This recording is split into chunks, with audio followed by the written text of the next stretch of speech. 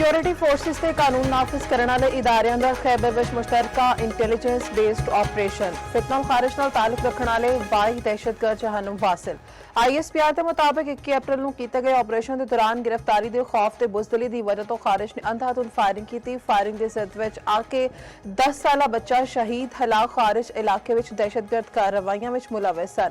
ਕਬਜ਼ੇ ਵਿੱਚ ਅਸਲਹਾ ਤੇ ਗੋਲਾ ਬਾਰੂਦ ਵੀ ਬਰਾਮਦ। ਸਦਰ ਤੇ ਵਜ਼ੀਰ ਆਜ਼ਮ ਵੱਲੋਂ ਸਿਕਿਉਰਿਟੀ ਫੋਰਸਿਸ ਦੀ ਪਜ਼ੀਰਾਈ ਸਿਕਿਉਰਿਟੀ ਫੋਰਸਿਸ ਦੀਆਂ ਪੇਸ਼ਾਵਰਾਨਾ ਸਲਾਹੀਅਤਾਂ ਦੀ ਤਾਰੀਫ। दहशतगर्दी दे अफरीयत दे मुकम्मल खात्मे दे अज़म दा इज़हार। आख्या पूरी कौम सिक्योरिटी फोर्सेस से शाना बशाना खलोती है।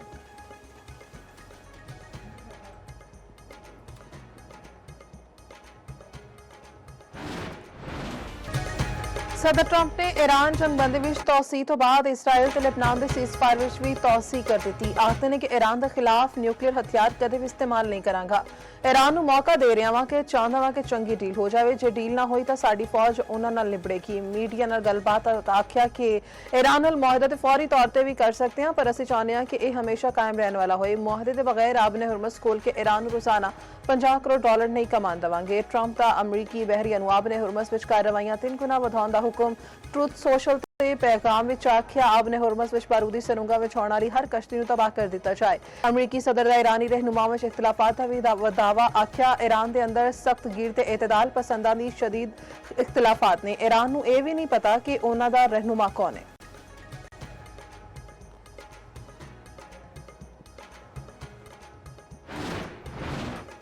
ईरानी सदर मसूद पज़ेश्कियान ते स्पीकर बाकर कालिबाफ दा ट्रंप के बयान ते मुश्तरका रद्द-ए-अमल। अमरीकी सदर दे ईरान विच इख्तिलाफात दे दावे दी तरदीद। आख्या ईरान विच ना कोई बुनियाद परस्त ना कोई एतदाल पसंद। असीं सारे सिर्फ ईरानी ते इनकलाबी हां। रहबरे मुअज़्ज़म इनकलाब दी मुकम्मल पैरवी करते हुए जारे मुजरिम नूं पछताउण ते मजबूर कर देवांगे। सदर पज़ेश्कियान ने बदनीयती ते नाकाबंदी नूं हकीकी मुज़ाकरात विच असर रुकावट करार दिता। स्पीकर बाकर कालिबाफ ने आख्या कि अमरीकी नाकाबंदी विच जंगबंदी बेमायनी है। यह हालात विच आबने हुरमस खोलिया जाना मुमकिन नहीं। ईरानी वज़ीर खारिजा अब्बास अराग़ची ने आख्या कि मैदान जंग होए या सिफारतकारी मुकम्मल मरबूत मुहाज ने। ईरानी पहले नालों होर भी ज्यादा मुत्तहिद ने। इजराइल की नाकामी ईरान के सारे रियासती इदारियां दे इत्तेहाद नूं वाज़े करती। अमरीकी फौज की बहरा हिंद विच कार्रवाई। ईरान नाल मुंसलिक एक होर टैंकर ते कब्जा कर लिया। अमरीकी वजारत जंग के मुताबिक ईरानी टैंकर मॉजेस्टिक एक्स ईरान तो तेल लैके जा रहा सी। ईरान नाल जुड़े गैर कानूनी नैटवर्क्स नूं निशाना बनाउंदे रहांगे। बैन अल-अक़वामी पानियां नूं पाबंदियां तो बचण लई इस्तेमाल नहीं होण दिता जाएगा। दूजे पासे पासर रण इनकलाब ने आबने हुरमस तो 2 जहाज कब्जे विच लैण दी वीडियो जारी कर दी। तेहरान विच ईरान दा फिजाई दिफाई निज़ाम बहाल कर दिता गया।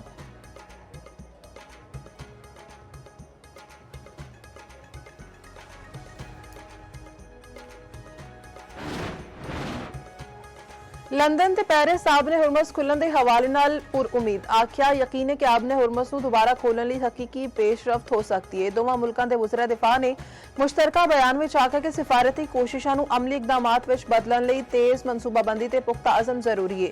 उन्हां मुल्कां दा शुक्रिया जिन्हां ने पहले ही ताउन लई आमादगी ज़ाहिर कीती।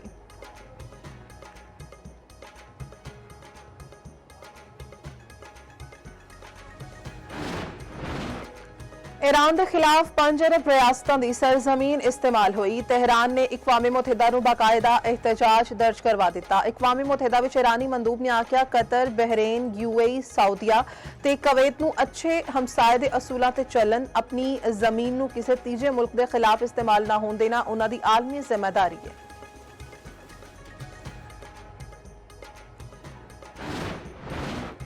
ईरानी सुप्रीम लीडर मुश्तबा खामनाई फिजाई हमले विच जख्मी होए। सीनियर ईरानी ओहदेदार की तस्दीक। न्यूयॉर्क टाइम्स नाल गलबात विच आखे कि मुश्तबा खामनाई जख्मी मगर होश विच ने। हुण तिब्बी टीम की निगरानी विच ने। मुश्तबा खामनाई तक पैगामात हथ नाल के कास्तां दे जरिए पहुंचाए जा रहे हैं। दूजे पासे इसराइल धमकियां तो बाज ना आया। इसराइली वज़ीर दिफा कॉटेस ने आख्या कि असीं खामनाई खानदान का मुकम्मल खात्मा चाहुंदे हां। इसराइल ईरान ते दोबारा हमला करन लई तैयार है।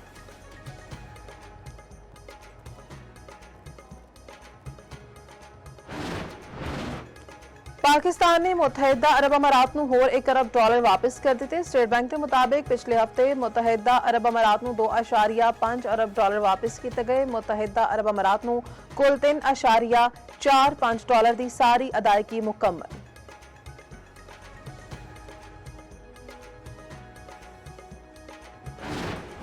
पहलगाम फॉल्स फ्लैग के बाद भारतीय इश्तियाल अंगेजी ते पाकिस्तान की कौमी सलामती कमेटी का दो टोक ते फैसला कुन मौकफ 24 अप्रैल 2005 ਨੂੰ पाकिस्तान की कौमी सलामती कमेटी का इजलास होया।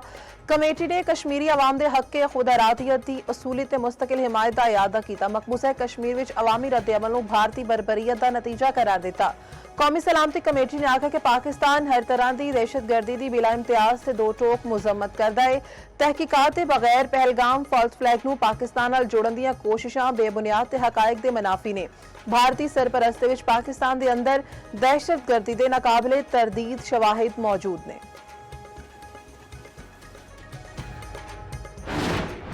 फील्ड मार्शल आसिम मुनीर दा भारतीय इश्तियाल अंगेजी कश्मीर ते दो टोक मौकफ बिल्कुल वाज़े। फील्ड मार्शल 16 अप्रैल 2025 ਨੂੰ ओवरसीज पाकिस्तानियों नाल तारीखी खिताब मुल्क दिफा नाकाबिले तस्खीर करार दुश्मन दे नापाक अजाइम नूं नाकाम बनाउण दे अज़म दा इयादा। फील्ड मार्शल ने आख्या सिक्योरिटी इदारे भारतीय प्रॉक्सी दहशतगर्दां दे खात्मे तक चैन नाल नहीं बैठणगे।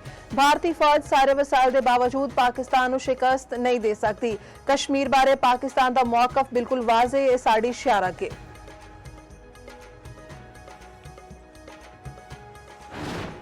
पहलगाम वाक़े के बाद भारतीय सियासतदानों ने पाकिस्तान के खिलाफ जहर उकलिया। भारतीय मीडिया ने भी पाकिस्तान से इल्जाम लाना शुरू कर दिता। मोदी हुकूमत ने बौखलाहट विच कई शहरों में सिक्योरिटी सख्त कर दी।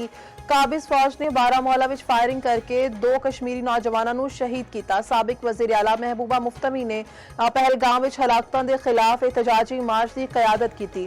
मुजरिमां नूं इंसाफ के कटहरे विच लियाउण दा मुतालबा किया।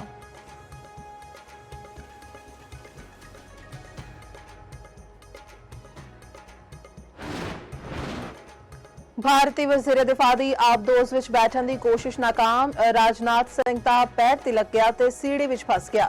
वज़ीर दिफा खौफजदा दूजी कोशिश करन तो इनकार आख्या अंदर बड़ा तंग ते डरावना है। भारतीय वज़ीर दिफा ने उतो जान तो इनकार किया जिथे इन्हां दे फौजी महीनियां तक रहिंदे ने।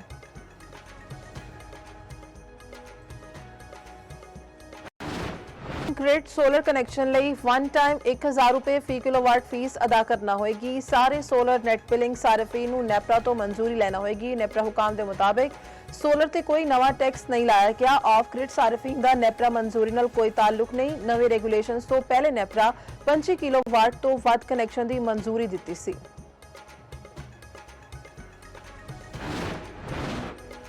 बिजली की तरसेल विच बेहतरी लोड शेडिंग विच कमी। तर्जुमान बाबर जवीन के मुताबिक पिछली रात बिजली की तरसेल विच 100 मेगावाट इजाफा होया। तकसीमकार कंपनियां ने रात के पीक वेले विच 2 घंटे तक लोड मैनेजमेंट की। LNG की अदम दस्तियाबी नाल 5500 मेगावाट के पावर प्लांट्स तो बिजली पैदा नहीं हो रही। LNG मिलन ते पानी के अखराज विच इजाफे नाल रात के वेले का शॉर्टफॉल खत्म हो जाएगा।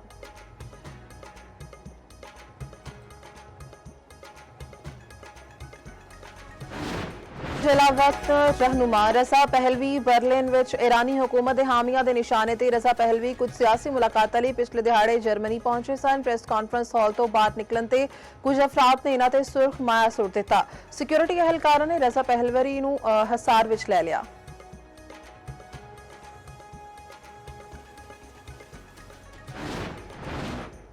पॉपलियो का एक बार फिर ईरान अमरीका जंग के खात्मे लिए अमन मुज़ाकरात ते जोर। आख्या कि तनाज़े ने ईरान विच बेकसूर लोगों की पूरी आबादी को मुतासर किया है।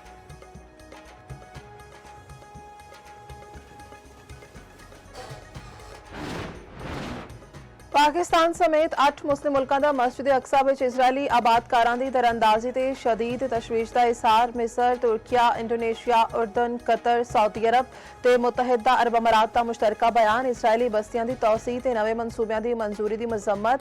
आलमी बरादरी तो इसराइल नूं गैर कानूनी इकदामात तो रोकने का मुतालबा। फलस्तीनी अवाम के हक खुद अरादियत ते आज़ाद रियासत के कयाम की हिमायत का इरादा।